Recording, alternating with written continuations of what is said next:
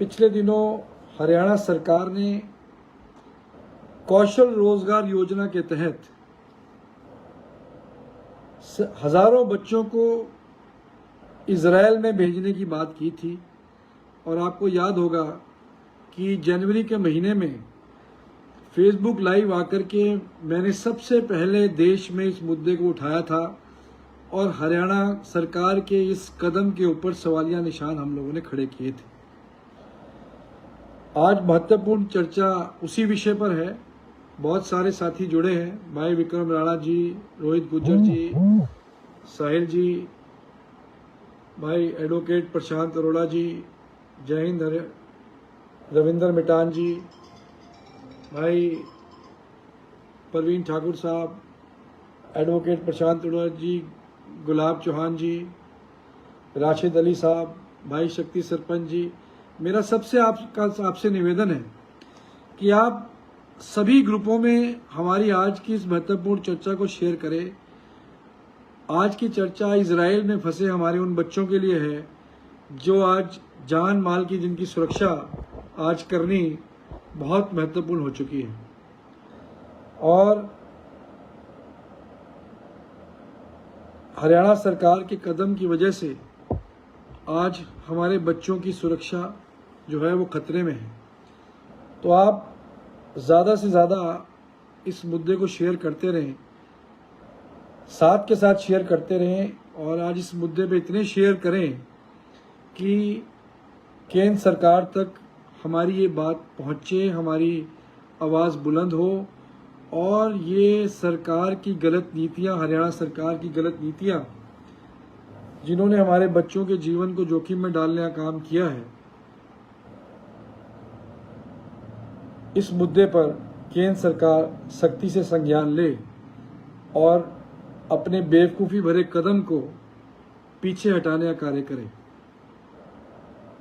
दीपक सामरा जी, कुलदीप गोस्वामी जी भी जुड़े हैं, परीक्षित शर्मा जी देख रहे हैं, महेंद्र सिंह राणा जी, चरण सिंह लाठर जी आपका भी स्वागत है, साहिल काकू जी आपका भी स्वागत है। सभी साथी साथ के साथ शेयर करते चलें। अजब सिंह जी, भाई विनीत कुंडू साहब, रिंकू वधवा जी, भाई मैनपाल राणा जी, भाई मैनपाल जी आपका भी स्वागत है, योगेश शर्मा जी आपका भी स्वागत है, रवि रंगा जी आपका भी स्वागत है, दीपक सामरा जी। खैर, साथी जुड़ते रहेंगे, साथियों से लगातार अपील होती रहेगी। यशपाल जी, डॉक्टर पूनम चौहान जी, विनोद पहलवान साहब,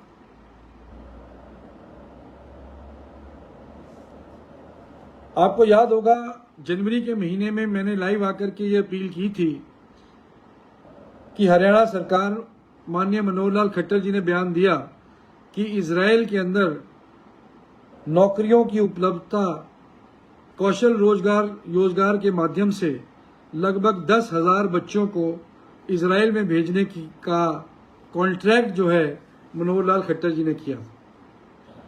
और मनोहर लाल खट्टर जी ने बयान दिया था कि हरियाणा सरकार के द्वारा पूरी तैयारी कर ली गई है, 10,000 बच्चे 1.25 लाख रुपए महीना की नौकरी के माध्यम से इजराइल में भेजे जाने का काम किया जाएगा। उन्होंने ये भी कहा था कि ट्रेनिंग की प्रक्रिया हमने पूरी कर दी है। इजराइल में कंस्ट्रक्शन वर्कर्स की डिमांड है, मैं फिर दोहरा रहा हूँ, कंस्ट्रक्शन वर्कर्स की डिमांड है, क्योंकि इजराइल युद्ध में है और इजराइल को कंस्ट्रक्शन वर्कर्स चाहिए थे। कंस्ट्रक्शन वर्कर्स की डिमांड इजराइल ने रेज की, केंद्र सरकार से रेज की और मनोहर लाल खट्टर जी ने सबसे पहले, हरियाणा के और किसी मुख्यमंत्री की मैं बात करूं ना करूं, परंतु हरियाणा के मुख्यमंत्री ने सबसे पहले हामी भरी और 10,000 नौजवानों को इजराइल भेजने का कॉन्ट्रैक्ट साइन करने का काम किया।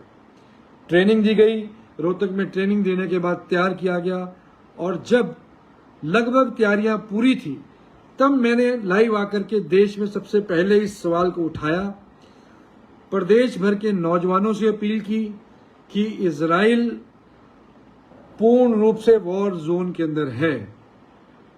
इजराइल में अगर हम अपने बच्चों को भेजेंगे तो कहीं ना कहीं उनकी जान माल को खतरा होगा।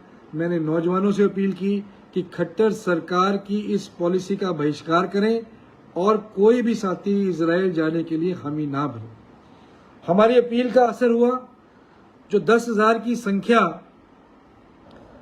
खट्टर साहब ने तैयार की थी, उन्हें हरियाणा से लगभग 500 बच्चे ही मिल पाए, परंतु आनन फानन में आसपास के प्रदेशों से 10,000 की संख्या को पूरा किया गया और काफी बच्चे यूपी बिहार से बुलवाए गए और हरियाणा से लगभग 500 बच्चे तैयार हुए।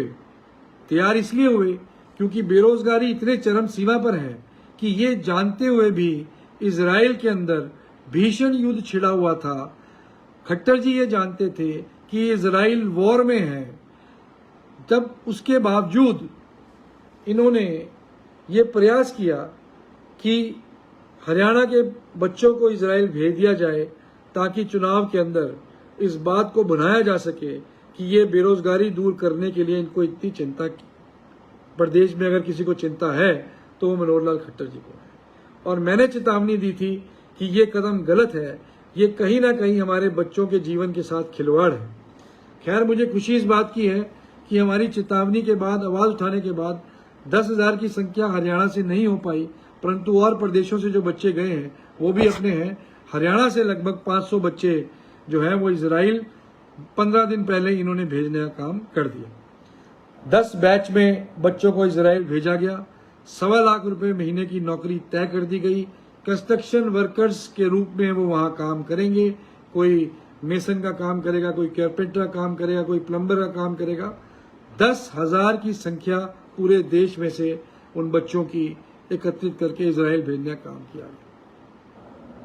साथियों, चिंताजनक बात यह है कि जैसे ही लगभग 6-7 बैच, लगभग 7-8 हजार बच्चे इजराइल पहुंचे, अगले दिन से ही जो पहले ही इजराइल वॉर जोन में था, ईरान के हमले जो हैं वो लगातार तेजी से इजराइल के ऊपर करने शुरू कर दी।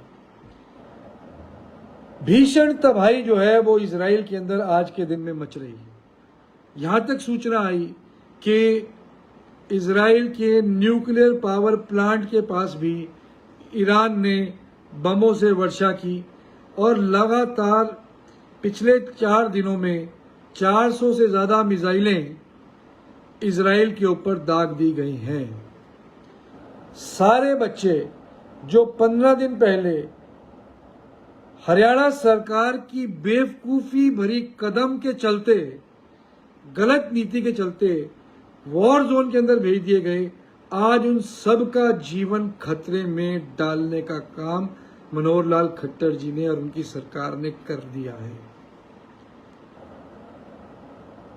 ये गूंगी मेरी सरकार जागती है बच्चों को इजराइल में भेजने के बाद और मिनिस्ट्री ऑफ एक्सटर्नल अफेयर तुरंत प्रभाव से एक चिट्ठी निकालती है। यह सुनने वाली बात है। Ministry of external affairs, Bharatiya Janata party की सरकार, ये चिट्ठी निकालती है और गाइडलाइन इशू करती है कि कोई भी व्यक्ति अब हिंदुस्तान से इजराइल ना जाए।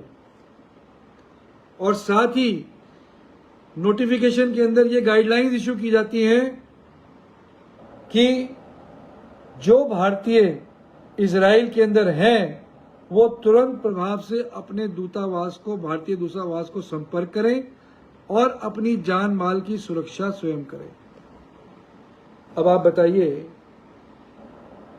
कि क्या मनोहर लाल खट्टर जी को ये जानकारी नहीं थी कि जो कदम आप उठाने जा रहे हो वो कितना खतरनाक कदम है? क्या आप नहीं जानते थे खट्टर साहब कि इजराइल वॉर में है? क्या आप नहीं जानते थे खट्टर साहब कि वॉर के अंदर अगर अपने बच्चों को भेजेंगे तो उनकी जान माल की सुरक्षा कौन करेगा? उनके जीवन की क्या गारंटी है? क्या आपने ये मान लिया कि 1,25,000 रुपया महीना, वो भी कुछ महीनों के लिए, क्या ये हमारे बच्चों की कीमत से बड़ी कीमत है? और आज तक आपने कोई आश्वासन नहीं दिया हमारे बच्चों की सुरक्षा को लेकर। जब भारतीय जनता पार्टी की केंद्र की सरकार, मिनिस्ट्री ऑफ एक्सटर्नल अफेयर्स ये जानकारी दे रही है कि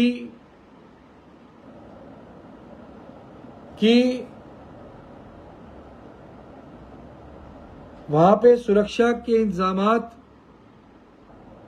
ठीक नहीं है। वहां ये लगातार कहा जा रहा है कि जो बच्चे या जो भारतीय नागरिक इस वक्त इजराइल में हैं वो दूतावास से संपर्क करें और सुरक्षित स्थान पर अपने आप को पहुंचाएं।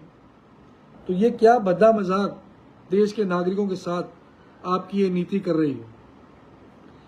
क्या उन्हें इस समस्या में डालने के लिए इजराइल में भेजने का काम किया गया था? उनके माँ बाप के ऊपर क्या गुजर रही होगी जिनको आपने झूठे सपने दिखाए, भली भांति जानते हुए कि वहां पर स्थिति ठीक नहीं है, वहां वॉर चल रही है। हाँ खट्टर साहब, अगर आप अमेरिका कनाडा में बच्चों को भेजने की बात करते तो बात समझ में आती। आपने बच्चों को झोंक दिया ऐसी जगह जहां उनकी नौकरी तो दूर, वहां उनकी जान माल की जो है वो सुरक्षा को एक बड़ा खतरा जो है वो आज उत्पन्न हो गया। तो सवाल ये बनता है, खट्टर साहब से पूछा जाना चाहिए कि क्या जिस समय आपने कौशल रोजगार योजना के तहत ये आवेदन मांगे थे और लुभावने वादे किए थे, तो क्या आप ये नहीं जानते थे कि इजराइल में वॉर है? क्या आप ये नहीं जानते थे कि इजराइल से लगातार भारतीयों को वापस लाने का केंद्र सरकार मिशन चला रही थी? क्या आपको नहीं जानकारी थी कि कंस्ट्रक्शन वर्कर्स के रूप में इजराइल इन बच्चों को इस्तेमाल करेगा? इनकी सुरक्षा की गारंटी कौन लेगा? और हमने विपक्ष के नाते इस सवाल को खड़ा किया था। बच्चों को भेजने से 3 महीने पहले मैंने ये अपील की थी कि आप इस नोटिफिकेशन को वापस लीजिए, परंतु आप नहीं माने, आप जिद पर अड़े रहे। तो सवाल ये है कि ऐसा क्या आपके साथ इजराइल की गुप्त अंडरस्टैंडिंग है कि आपने 1.25 लाख रुपए के अंदर हमारे बच्चों की कीमत का आकलन किया? आप भली भांति जानते थे कि प्रदेश के अंदर बेरोजगारी चरम सीमा पर है।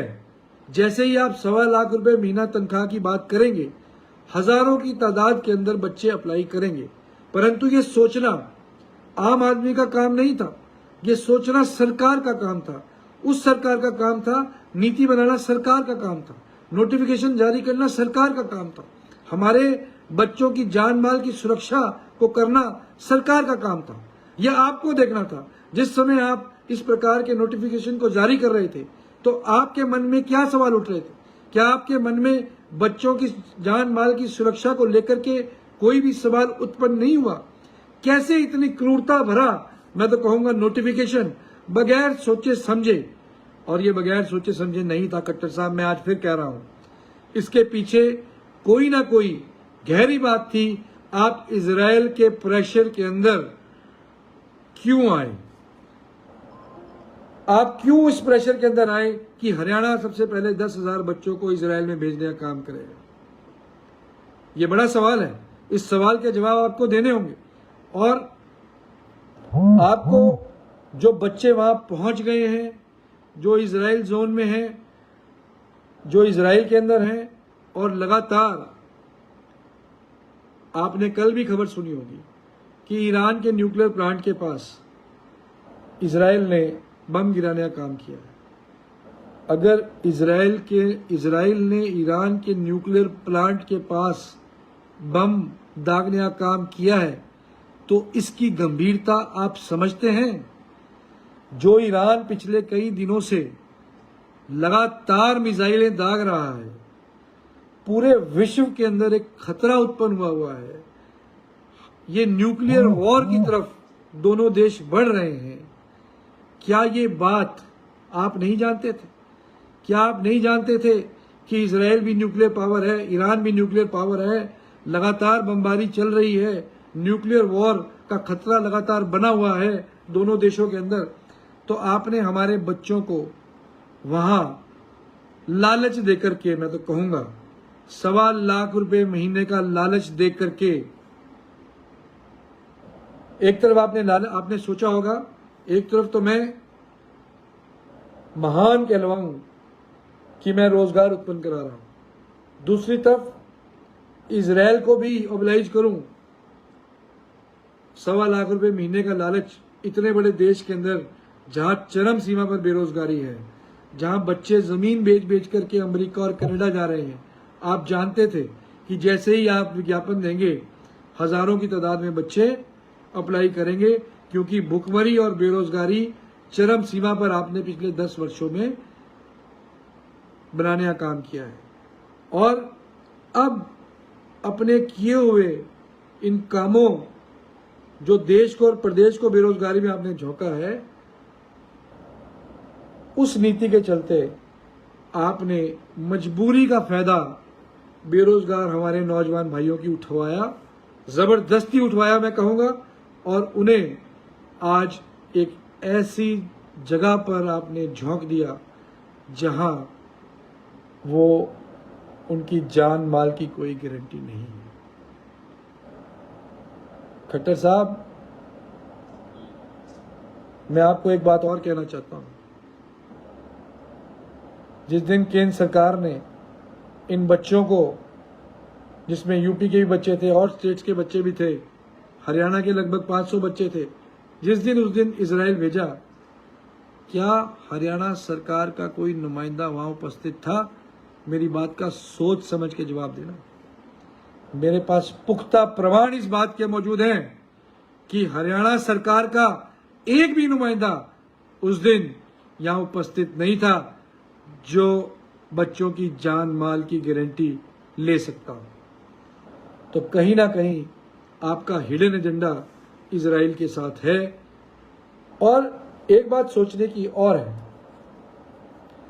आपने कहा कंस्ट्रक्शन वर्कर्स, वॉर में तो इमारतें टूटती हैं। आपने YouTube पर खट्टर साहब आप जाएं और जरा देखें कि किस प्रकार से बम फट रहे हैं और इमारतें टूट टूट करके नेस्तानबूद हो रही हैं। तो जब बम गिरेगा तो इमारतें टूटेंगी। तो ऐसे में कंस्ट्रक्शन वर्कर्स कैसे और कौन सी इमारतें वहां बनाने का काम करेंगे? हाँ, मैं समझ सकता था कि वॉर के बाद, वॉर खत्म होने के बाद जब शांति होती है और बिल्डिंगों का निर्माण किया जाना होता है, तो कंस्ट्रक्शन वर्कर्स की आवश्यकता तो वहां इमारतें बनाने के लिए हो सकती है। जिस देश के अंदर वॉर चल रहा हो, जिस देश के अंदर इमारतें लगातार हर रोज बमबारी से गिर रही हो, वहां पे कंस्ट्रक्शन वर्कर्स कौन सी कंस्ट्रक्शन करेंगे? जरा इस बात का आप जवाब जो है इजराइल से लेकर के देश और प्रदेश की जनता को देने का काम करें। इसलिए मैं हमेशा कहता हूं कि सरकारें नीतियों से चलती हैं और नीयत से चलती हैं। यहां हमारी हरियाणा सरकार, हमारे मुख्यमंत्री जो बहुत आदरणीय हैं, ना तो नीति निर्माण कर सकते हैं और ना ही नीयत ठीक है। तो खट्टर साहब, थोड़ा हरियाणा के बच्चों पे रहम करो। और मुझे लगता है कि इन्हीं कदमों के चलते मोदी जी को भी ये सख्त कदम जो है हरियाणा में उठाने पड़े और आपको जो है बदल करके नए मुख्यमंत्री का चुनाव जो है हरियाणा में किया। अब क्योंकि आप मुख्यमंत्री नहीं हैं, तो आप 1 मिनट में इस मुद्दे से भी पल्ला झाड़ लेंगे, क्योंकि नोटिफिकेशन तो आपके द्वारा कराई गई थी। आज आप मुख्यमंत्री की कुर्सी पर भी नहीं है। तो मेरा नायब सैनी जी से भी ये निवेदन होगा कि कृपया करके खट्टर साहब से अब सलाह करें और ये जो स्थिति आज उत्पन्न हुई है, हमारे बच्चों की जान माल की क्या स्थिति है, उसके ऊपर गहनता से विचार विमर्श करें। और कल ही मिनिस्ट्री ऑफ एक्सटर्नल अफेयर्स का बयान मैंने सुना, जिसमें बताया गया कि एक भारतीय नागरिक की मौत एग्रीकल्चर वर्कर के रूप में जो काम कर रहा था वहां हो चुकी है और लगातार हमारे सभी नागरिकों के ऊपर खतरा मंडरा रहा है और खतरे में झोंकने का काम खट्टर साहब आपने किया है। यह आपकी जिम्मेवारी है। आपने इस नीति का प्रचार किया। आपने सबसे पहले आकर के ये कहा कि हरियाणा के नौजवानों को मैं इजराइल भेजूंगा। तो अब जिम्मेवारी आपकी है। आपको अपनी जिम्मेवारी से हम भागने नहीं देंगे। हमारे बच्चों की जान माल की सुरक्षा की स्टेटस रिपोर्ट, एक एक बच्चे की स्टेटस रिपोर्ट जो है वो आपको श्वेत पत्र के माध्यम से देनी होगी। क्या कदम आप उनकी सुरक्षा के उठा रहे हैं? केवल मात्र ये कह देना कि इजराइल सरकार अब उनकी सुरक्षा करेगी, वो नहीं है। वो उससे हमारा पेट भरने वाला नहीं है। आपको एक एक हमारे नौजवान भाई की जान कीमती है। उसको 1.25 लाख रुपए महीने की तनख्वाह से जोड़ करके नहीं देखा जा सकता। उनकी सुरक्षा की क्या गारंटी है? वो कितने सुरक्षित हैं?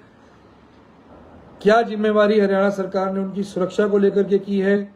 इन तमाम मुद्दों के ऊपर हरियाणा सरकार श्वेत पत्र जारी करे। एक एक बच्चे के परिवार को जो है वो आश्वस्त करे, उन्हें बताए कि स्थिति क्या है। इसलिए मैं आज इस गंभीर मुद्दे को लेकर के लाइव आया हूं और ये मैं नहीं कह रहा हूं, ये भारतीय जनता पार्टी की मिनिस्ट्री ऑफ एक्सटर्नल अफेयर्स के द्वारा जारी की गई चिट्ठी जो ये साफ बता रही है कि अब इजराइल में भारतीय नागरिकों को जाने पर प्रतिबंध लगाया है। अब इजराइल के अंदर जो भारतीय नागरिक वहां मौजूद हैं उन्हें कहा गया है कि वो दूतावास से संपर्क करें। उन्हें यह भी कहा गया है कि वो अपने आप को सुरक्षित रखें। देखिए, चिट्ठी ये कह रही है कि भारतीय नागरिक अपने आप को सुरक्षित रखें। किस तरीके से पल्ला झाड़ने की जो है वो बात ये केंद्र सरकार की मिनिस्ट्री ऑफ एक्सटर्नल अफेयर्स की चिट्ठी कर रही है कि भाई वो अपने आप को सुरक्षित कैसे रख सकते हैं। क्या वो मिलिट्री के ट्रेंड लोग हैं जो वहां भेजे गए हैं? वो आम नागरिक है। इजराइल तो अपने हर नागरिक को मिलिट्री की ट्रेनिंग देता है, परंतु खट्टर साहब हमारे तो ये कंस्ट्रक्शन वर्कर्स हैं, ये कोई बंदूक चलाने वाले ट्रेंड लोग नहीं हैं जिन्हें आपकी सरकार ने 1 मिनट में कह दिया कि वो अपनी जान माल की सुरक्षा करें। कैसे सुरक्षा करेंगे? वो बिल्डिंग के अंदर कमरे में बैठ करके अपने आप को सुरक्षित महसूस करेंगे जिस बिल्डिंग के ऊपर न्यूक्लियर बम या और कोई मिसाइल गिरने वाली? क्या वो सड़कों पर अपने आप को सुरक्षित महसूस करेंगे जिन सड़कों पर बम किसी भी समय फट सकते हो? 330 मिसाइलें ईरान अभी तक इजराइल के ऊपर दाग चुका है और लगातार जो है ये सिलसिला जारी है। तो क्या आप बताने का कष्ट करेंगे कि ये हमारे हरियाणा के और अलग अलग प्रदेशों के जो हमारे लोग कौशल रोजगार के माध्यम से आप लोगों ने भेज दिए, वहां पे 10,000 की पूरी संख्या है, जिसमें से हरियाणा के 500 के करीब बच्चे हैं, उनकी सुरक्षा की क्या गारंटी है?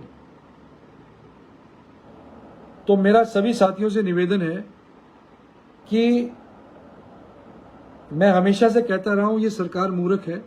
नीतियां ये मूर्खतापूर्ण नीतियों का निर्माण करती है, परंतु आप और हम भी कुछ नहीं कर सकते। जब तक कलम की ताकत इनके पास थी, नीति निर्माण की ताकत इनके पास थी, तब तक ये इस प्रकार की नीतियां बनाते रहे।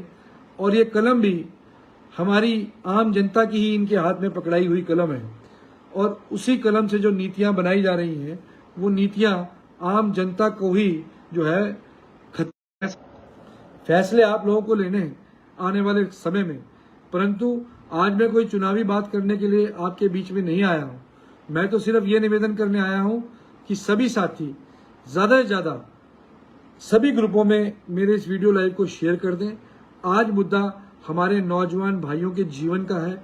आज हम सब संकल्पित होकर के इस बात को, इस मुद्दे को जन जन तक पहुंचाएं, इस सरकार के ऊपर दबाव बनाएं ताकि कोई ठोस कदम सुरक्षा को लेकर के हमारे इन तमाम बच्चों के उठाए जा सकें। इस चिंता को लेकर के मैं आपके बीच में लाइव हुआ हूँ।